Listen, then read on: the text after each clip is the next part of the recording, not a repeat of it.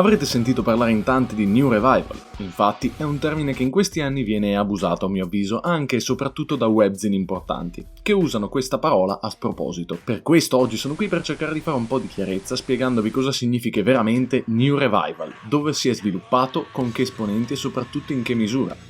Perché a mio avviso, cercando su Google si incappa solo in siti che sfruttano questa cosa per parlarne senza esperienza. Insomma, il sottoscritto CEO del New Metal vi esporrà una cronistoria abbastanza accurata di questo sottogenere, in modo che voi tutti possiate averne un quadro più realistico. Premetto infine che non affronterò ogni singola band del genere, perché altrimenti si finisce nell'underground più serio e soprattutto ci impiegherei una settimana solo per parlare. Quindi cercherò di rimanere quanto più sintetico possibile e con ciò detto quindi non resta che iniziare. L'anno che ha dato inizio in modo serio a questo New Metal Revival non è oggetto di dibattito perché è facilmente riconducibile al 2013. L'anno che in sostanza ci ha portato 2 album che hanno fatto capire al mondo cosa sarebbe arrivato da lì in avanti. Sto parlando di The Death Card degli Sword e di Strangers Only dei My Ticket Home. 2 album usciti a distanza di pochi mesi che però hanno un'importanza clamorosa. Qui per la prima volta ci troviamo davanti a una vera e propria unione di New Metal e Metalcore che in quegli anni stava vivendo un periodo di sviluppo intensissimo come genere. I release precedenti delle band infatti sono molto più puramente metalcore e a mio avviso di meno interesse. Questi sono gli album che hanno creato dei veri e propri canoni anche se con delle differenze tra loro. Con i My Ticket Home abbiamo cose molto più riconducibili a strutture di Slipknotiana memoria, cosa soprattutto percepibile in canzoni come Spit Not Chewed e Ayahuasca. Insomma una rabbia incontrollata e senza alcun tipo di freno che, accompagnato a una produzione spietatissima, riesce a mettere in gioco un album incredibile che a mio avviso pone moltissime basi per ciò che concerne il riffing matto che questo genere riesce a offrire. Dall'altro lato invece abbiamo gli Sworn che vanno in sostanza a creare l'altra scuola di questo genere con estetica principalmente emo o comunque dark alla Netlog, testi e tematiche decisamente più edgy, trattando argomenti come la depressione e tantissime emozioni negative in modo magistrale, come nessuno sarà più in grado di fare, tanto meno loro, e la cosa risulta ancora più impressionante pensando che questi ragazzi erano appena maggiorenni quando sono riusciti a creare questa perla dal valore inestimabile. Con questi 2 capisaldi a porre le basi è inevitabile. Da lì arrivarono una marea di band cercando di emulare quello stile unico proposto nel 2013 che pensandoci è 8 anni fa, quanto cazzo sono vecchio. Per questo motivo il New Revival o New Metalcore da lì comincia a svilupparsi con un'intensità rara e per questo voglio parlarvi di alcuni release arrivati nei 3-4 anni successivi per farvi capire principalmente che direzione andrà a prendere questo movimento a mio avviso molto affascinante. Siamo nel 2014 quando esce l'ipnotico Eventide dei Barrier, una band cult nell'underground del metalcore che prendendo ispirazione da quanto fatto nel 2013 dai colleghi ci porta il loro album migliore. Una realizzazione semplicemente incredibile per un album che dalla produzione al songwriting non ha nulla di sbagliato. Siamo su sponde che per certi versi sono quasi più atmosferiche ed eteree ma non mancheranno i riff monumentali che qua sono per la prima volta portati all'esasperazione, come se il beatdown tanto di moda in quegli anni ci avesse messo un pochino le mani. Sempre nel 2014 esce un altro album molto importante per l'approccio mainstream del genere, ovvero Restoring Force degli Of Mice and Men, un album che al giorno d'oggi risulta a mio avviso invecchiato benissimo e che se non è il migliore della band poco ci manca. Qua siamo su sponde molto più mainstream per quanto riguarda le componenti metalcore. Canzoni come Bones Exposed e You're Not Alone sono ancora oggi nei miei ascolti quotidiani. Grazie anche all'approccio più mainstream come produzione e soprattutto come vocals, quest'album riesce ad arrivare quarto nella classifica Billboard 200, dando una visibilità mai vista prima a questo nuovo genere, quindi tanto di cappello agli Of Mice and Men. Gli anni successivi, 2015 e 2016, segnano la diffusione maggiore del genere e soprattutto segnano il periodo in cui questo genere va a ibridarsi ancora di più con generi che non erano ancora stati toccati in modo serio. Abbiamo quindi, in ordine cronologico, l'EP Widow dei Darky Complex, l'EP Self-Titled dei Kane Hill e Shit Life dei Gift Giver. Successivamente, nel 2016, i 2 album di debutto delle prime 2 band citate, in ordine Point Oblivion e Smile. A concludere la carrellata vediamo invece Mental State dei Traitors. Con i Darky Complex abbiamo un incredibile ibrido che inizialmente era molto più tendente al deathcore, con breakdown spaccaossa mescolati a ritornelli strazianti, per poi arrivare al loro album di debutto con molta più elettronica, molto più rap e soprattutto molto più emotivamente variegato a mio avviso. Sicuramente vanno a perdere in pesantezza da Widow a Point Oblivion, però ci guadagnano sotto ogni altro punto di vista. Una band che è semplicemente un cult in queste scene underground. Con i Kane Hill invece abbiamo un'interpretazione del genere che va a toccare molti punti diversi. Infatti sia nell'EP di debutto ma soprattutto nell'album Smile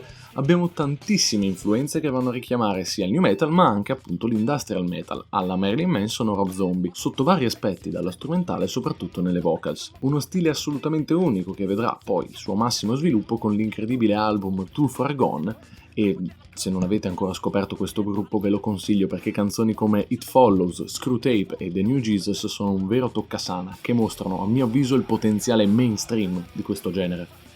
I Gift Giver, con il loro album di debutto, dalla qualità mai più pareggiata, intitolato Shit Life, hanno detto: ma sai cosa manca in questo revival? I Limp Bizkit. E quindi hanno semplicemente preso componenti rap che si sentiranno in modo molto più pesante nel loro secondo album White Devil, con un sound decisamente sopra le righe, spinto, che a mio avviso vede la sua summa nel breakdown di Loose Cannon, un sound irriverente, pretenzioso e sborone che risulta ancora oggi unico, un mix monolitico di rap, deathcore e new metal incredibilmente eseguito in cui ogni traccia ha veramente una marcia in più rispetto al resto della loro discografia. PS, per capire quanto sono dei cazzoni leggetevi il testo di Vote for Trump dal secondo album e capirete. Per quanto riguarda i Traitors, con il loro mental state abbiamo un assaggio di quanto questo genere possa essere ibrido. Infatti tendenzialmente i Traitors fanno beatdown, molto stupido e senza pretese, ma la loro passione per il genere reso famoso da Korn e Limp Bizkit a fine anni 90 si sente tutto in questo release, che ci dà tantissimi spunti interessanti. Sicuramente l'influenza new in quest'album è solo qualcosa di marginale rispetto agli album precedenti che ho citato, che ne fanno una vera e propria colonna portante,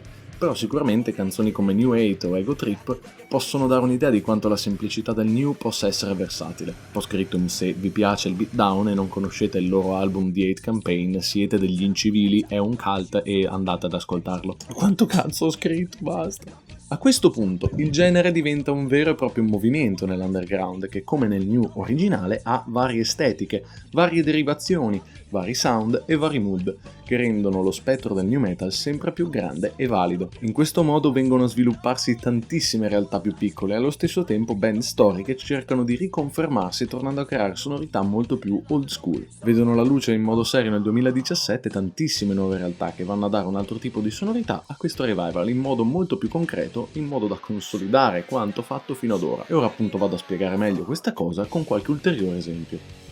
Gli australiani Ocean Grove porteranno alla luce l'album che li lancerà come realtà di punta del metal australiano, ovvero l'incredibile The Rhapsody Tapes, un mattone che prende sonorità soprattutto nella produzione hardcore per mescolarle ad un new metal molto influenzato dalla musica pop elettronica moderna, soprattutto per quanto riguarda certi intro o certi skit. Decisamente un release validissimo che alterna in modo perfetto sfuriate incredibili a parti leggerissime in pulito e imbottite di elettronica. Di certo un qualcosa che ha posto le basi per l'ancora più personale album che seguirà. Da apprezzare è, come nel release successivo, l'uso della voce, molto appagante con melodie che non sono minimamente banali o telefonate. Insomma, una vera perla.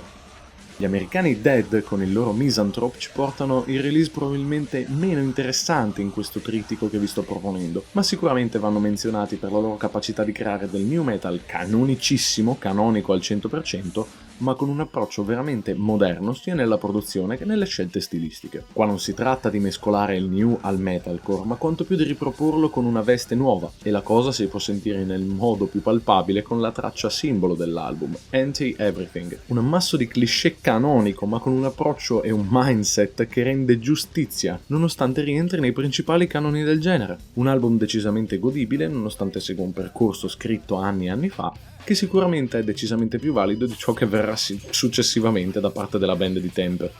Torniamo quindi in Australia con gli Alpha Wolf e il loro album Mono, che ricalca in modo molto pesante le sonorità espresse dall'EP di debutto Widow dei Darky Complex. Qui, e negli album a seguire, abbiamo il concretizzarsi di queste sonorità in modo molto più quadrato. Quel miscuglio di new e deathcore imbottito di breakdown viene finalmente codificato e vengono dettati degli stilemi che ancora oggi fanno scuola anche al di fuori del new metalcore. Vi dirò, non sono una realtà che mi entusiasma molto, però riascoltandola, scrivendo questo copione, ho potuto apprezzarne alcuni lati che ho sempre trascurato. Da qui in avanti fino ai giorni nostri abbiamo visto sorgere tantissime nuove realtà che bene o male rientrano nei canoni fissati da quelle citate fino ad ora. Le band già citate evolvono il loro sound creando album decisamente validi come Flip Phone Fantasy degli Ocean Grove e gli album successivi degli Alpha Wolf. In modo ancora più importante tornano alla ribalta band storiche che abbandonano strade strane percorse in precedenza oppure ritornano da pause per tornare a fare ciò che le ha rese grandi. Abbiamo il ritorno super new metalloso dei Korn, il ritorno più metal dei Deftones, abbiamo il ritorno anche se poco soddisfacente al new metal dei Papa Roach, la reunion dei Mudvayne e degli Static X. Insomma, è un ambiente molto fiorente. Non mancano infine tantissime nuove realtà che vogliono essere spinte alla ribalta da etichette più o meno grandi, e un esempio più recente di questa cosa sono i Tetrarch, che hanno rilasciato sotto la Napalm Records il loro album Unstable, che non aggiunge molto a ciò che è stato detto in precedenza, ma sicuramente sono al momento una delle band di punta dell'etichetta, un segnale abbastanza forte, devo dire. Giungiamo finalmente alla fine di questa epopea incredibile. Io ringrazio chiunque abbia trovato questa cosa appassionante e chiunque abbia deciso di rimanere fino alla fine. Per questo motivo vi ringrazio e soprattutto spero che vi sia più chiaro l'enorme quadro di questa realtà che sicuramente mi ha dato un sacco di emozioni durante gli ultimi 8 anni.